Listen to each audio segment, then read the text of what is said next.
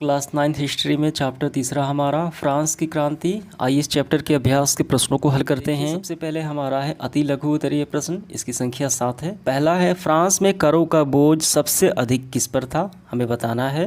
तो यहाँ पे आप नज़र डालिए, फ्रांस के समाज को 3 खंडों में बांटा गया था। पहला है कुलीन वर्ग, दूसरा पादरी वर्ग और तीसरा है साधारण वर्ग। बोझ सबसे ज़्यादा साधारण जनता पर यानी साधारण वर्ग पर से लिखना है। फ्रांस में करों का बोझ सबसे अधिक साधारण जनता पर था, इसका आंसर हो गया। दूसरा सवाल देखिए, विश्वकोश के संपादक कौन थे, वो हमें बताना है। तो देखिए, विश्वकोश यानी इंसाइक्लोपीडिया एक क्या है, एक पुस्तक है, इसके संपादक है दिदरो। ठीक है, तो आपको आंसर ऐसे लिखना है। देखिए, विश्वकोश के संपादक दिदरो थे, इसका आंसर हो गया।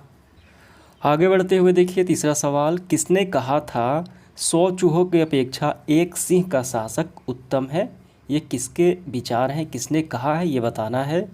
तो आपको आंसर लिखना है, वॉल्टेयर ने कहा कि उनका विचार था, मानना था 100 चूहे की अपेक्षा एक सिंह का शासन उत्तम है। ठीक है, तो आपको कैसे लिखना है, वॉल्टेयर के ये विचार हैं, इसका आंसर हो गया।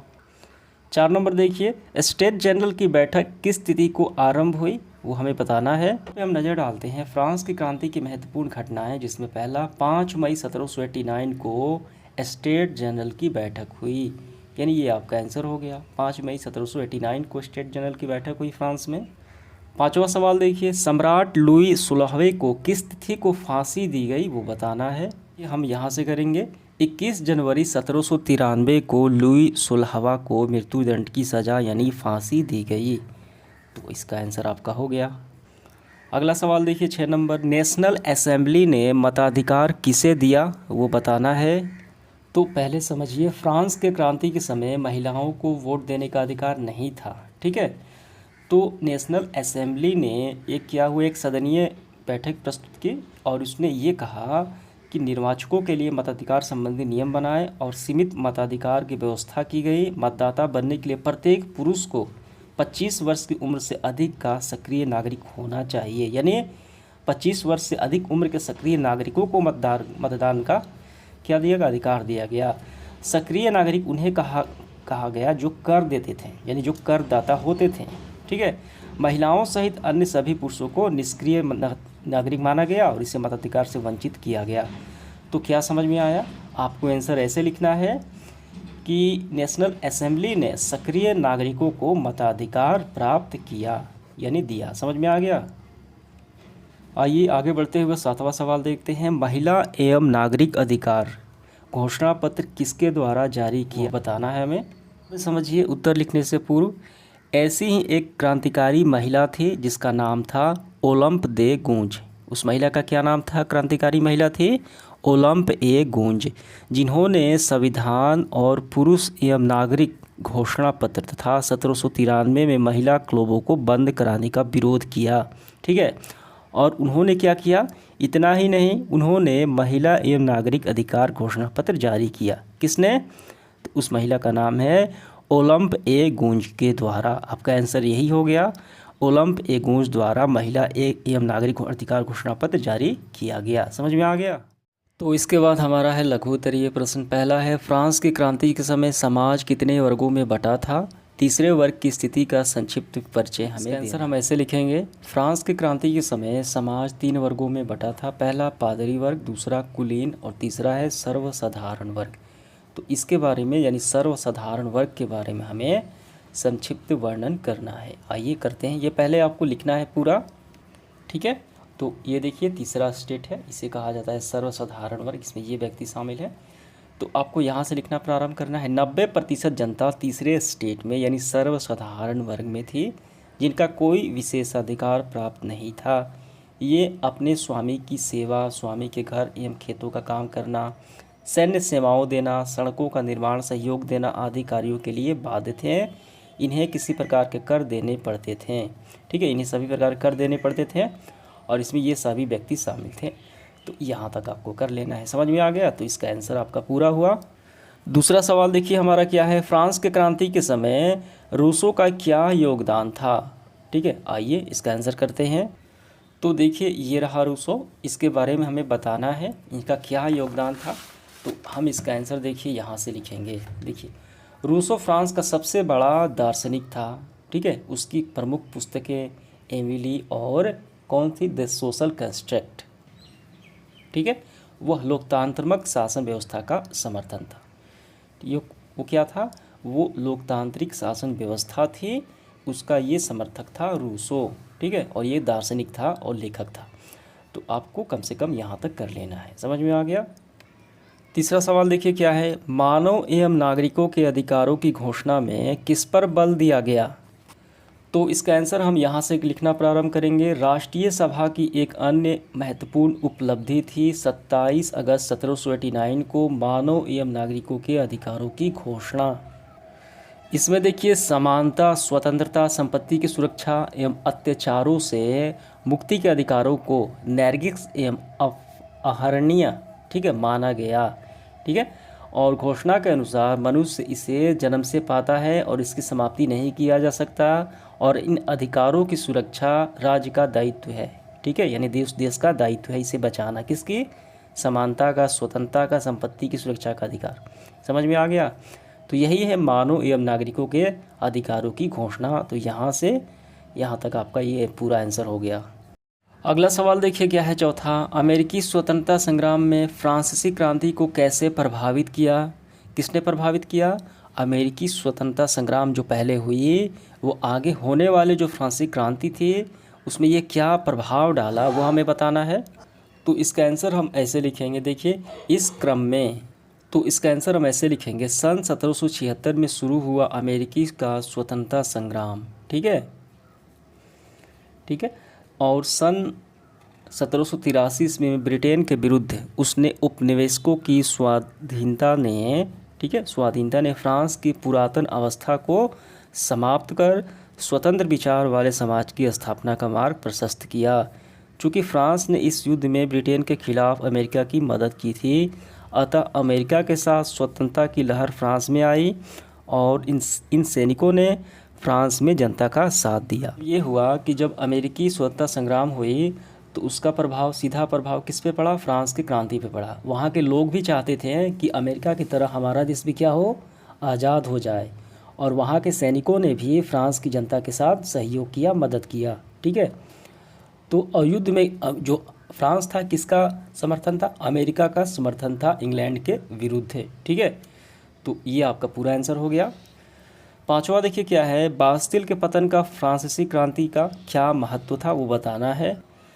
तो देखिए बास्तिल एक कारागृह है, ठीक है। तो इसके पतन का फ्रांस की क्रांति का यही महत्व था कि 14 जुलाई को ही, उसी दिन, ठीक है, पतन के दिन ही ये स्वतंत्रता दिवस मनाया जाता है फ्रांस की क्रांति का, ठीक है। 14 जुलाई को ही फ्रांस 14 जुलाई को ही स्वतंत्रता दिवस मनाता है, ठीक है।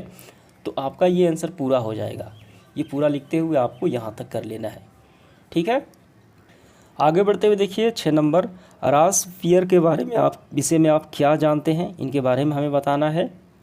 तो देखिए आपको आंसर कैसे लिखना है। सबसे पहले आपको ये लाइन लिखना है, रास्पियर वामपंथी विचारधारा का समर्थन था, यानी बढ़ाने वाला था, ठीक है। और इसके बाद देखिए वो लिखने के बाद यहाँ तक फिर आपको यहाँ से प्रारंभ करना है, रास्पियर प्रत्यक्ष प्रजातंत्र का पोषक था, यहाँ तक हो गया। फिर यहाँ से आपको यहाँ से प्रारंभ करना है, खाद्य पदार्थों की महंगाई एवं अभाव से नाराज होकर उसने हिंसक विद्रोह की शुरुआत की। यानी ये जनता के अनुकूल नहीं था, ठीक है। ये जनता को शोषित करने वाले की विचारधारा थी, इसकी थी, जनता को कैसे परेशान किया जाए, उसका शोषण किया जाए, और आतंक का राज स्थापित किया। 14 महीने में लगभग 77,000, ठीक है, 17,000 व्यक्तियों पर मुकदमे चलाए और उन्हें फांसी दी गई। और ये किसका काम है, ये सभी रास्पियर का काम है, ठीक है, क्योंकि ये वामपंथी विचारधारा का ये समर्थक था। तो आपका आंसर पूरा हुआ, मैंने बताया आपको कैसे लिखना है, ठीक है। इसके बाद देखिए आगे बढ़ते हुए 7वां सवाल, फ्रांस की क्रांति के स्वरूप की विवेचना हमें करना है। फ्रांस की क्रांति कैसी थी वो हमें संक्षेप में बताना है। तो आपका आंसर काफ़ी सिंपल है, यहाँ से करना है, फ्रांस की क्रांति को मध्य वर्गीय, ठीक है, और इसे कहा जाता है वर्जुआ वर्ग भी कहा जाता है, जो तीसरा वर्ग है, ठीक है, क्रांति कहा जाता है। और इस वर्ग में ने क्रांति को पूर्व, ठीक, क्रांति से पहले, क्रांति के दौरान और क्रांति के बाद भी महत्वपूर्ण भूमिका निभाई। किसने, तो ये जो तीसरा वर्ग है मध्यवर्गीय वर्ग, इसने। क्रांति के अधिकांश नेता और दार्शनिक इसी वर्ग से आते थे। थोड़े समय के लिए कन्वेंशन के समय से ही जो कोविन दल, इसमें सर्वहारा वर्ग के लोग थे और इस हाथों में सत्ता आई। ठीक है, तो बस ज़्यादा लंबा नहीं करना है आपको, बस यहाँ तक ही कर लेना है, हमें बस स्वरूप ही बताना है। इसके बाद देखिए 8वां सवाल क्या है, विश्व इतिहास में फ्रांस की क्रांति का क्या महत्व है। तो इसका आंसर देखिए काफ़ी सिंपल है, हम यहाँ से करेंगे। 1789 में जो फ्रांस की क्रांति जो हुई, विश्व इतिहास में विशिष्ट स्थान है, काफ़ी महत्वपूर्ण स्थान है। इस क्रांति ने एक युग का अंत कर दूसरे युग का आरंभ कर दिया, मध्यकाल का अंत और आधुनिक काल का आरंभ कर दिया। ठीक है, पुरातन व्यवस्था समाप्त हो गई और नई व्यवस्था की नींव पड़ी। प्रजातंत्र, राष्ट्रवाद, समाजवाद, व्यक्ति की महत्ता, स्वतंत्रता और नागरिक अधिकारों की सुरक्षा की भावना इस क्रांति के परिणाम स्वरूप बलवंती हुई। ठीक है, यानी ये सारी चीज़ें क्या हुई, बढ़ी। यानी कुल मिलाकर यूँ कहें कि जनता की भलाई के लिए कार्य हुआ, जनता को काफ़ी लाभ प्राप्त हुआ। ठीक है, फ्रांस के क्रांति का यही महत्व हुआ। तो इसका आंसर आपको ये पूरा हो गया। तो आइए इसके बाद हमारा है लॉन्ग क्वेश्चन। पहला है, फ्रांस की क्रांति के कारणों का संक्षिप्त में हमें उल्लेख करना है, जो प्रमुख कारण है वही हमें बताना है। तो देखिए, हालांकि फ्रांस के क्रांति के कारण जो है कई खंडों में विभाजित है। देखिए, राजनीतिक कारण ये कितने हैं, ये टोटल 7 है। सामाजिक कारण, आर्थिक कारण और सैनिक का असंतोष। तो हमें इनमें से कुछ कुछ लिखने हैं। ठीक है, सबसे पहले हम लिखेंगे राजनीतिक कारण में। देखिए क्या है, पहला हम लोग लिखेंगे, पहले आपको शुरुआत ऐसे करना है, फ्रांस के क्रांति के कारण निम्नलिखित हैं। पहला है निरंकुश राजशाही। ठीक है, यूरोप के अन्य देशों के समान फ्रांस में क्या था, निरंकुश राजतंत्र था, राजा महाराजा का शासन तंत्र था। ठीक है, वो जनता के अनुकूल नहीं था, प्रतिकूल था, जनता को शोषित किया जाता था, क्योंकि सारी सत्ता, सारी शक्ति राजा के हाथों में केंद्रित थी। वो अपने आप को ईश्वर का वरदान मांगता था। तो आपको यहाँ तक कर लेना है, पहला हो गया निरंकुश राजशाही व्यवस्था। ठीक है, अब इसके बाद हमें ये लिख लेना है, दूसरे में आपको लिखना है प्रशासनिक भ्रष्टाचार। प्रशासन में पूरी तरीके से भ्रष्ट अधिकारी व्याप्त हैं, जनता की भलाई नहीं करना चाहते थे। ये हो गया प्रशासनिक भ्रष्टाचार, ये हो गया आपका राजनीतिक कारण में। अब हम लोग लिखेंगे कौन से में, आपको लिखना है सामाजिक कारण। सामाजिक कारण में आपको लिखना है इम्पोर्टेंट जो है मध्यम वर्ग। ठीक है, तो ये पूरा आपको लिखना है मध्यम वर्ग। तो इन्होंने विद्रोह का आवाज़ उठाई, वातावरण तैयार किया। ठीक है, और तीसरे पॉइंट में लिखना है आपको आर्थिक कारण। आर्थिक कारण में आपको लिख लेना है अव्यवस्थित अर्थव्यवस्था, दोषपूर्ण कर व्यवस्था, ये सारी थी यहाँ तक और ये यहाँ तक।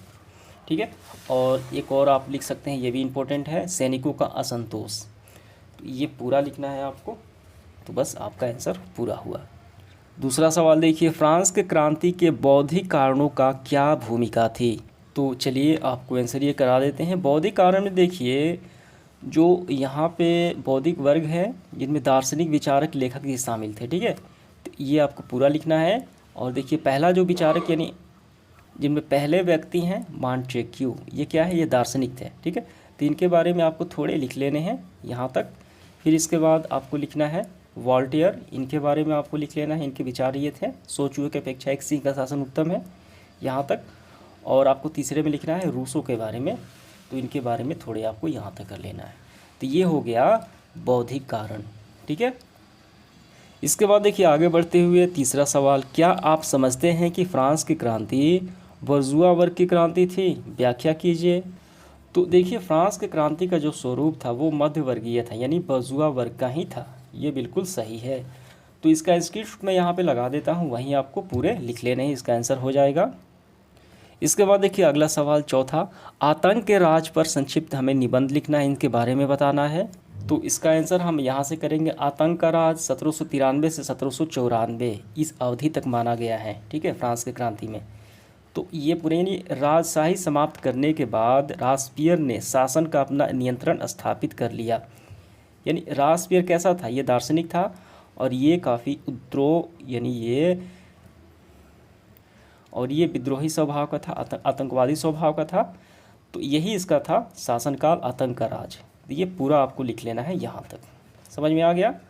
इसके बाद देखिए पांचवा सवाल, फ्रांस के क्रांति के महत्वपूर्ण परिणामों की हमें विवेचना करना है।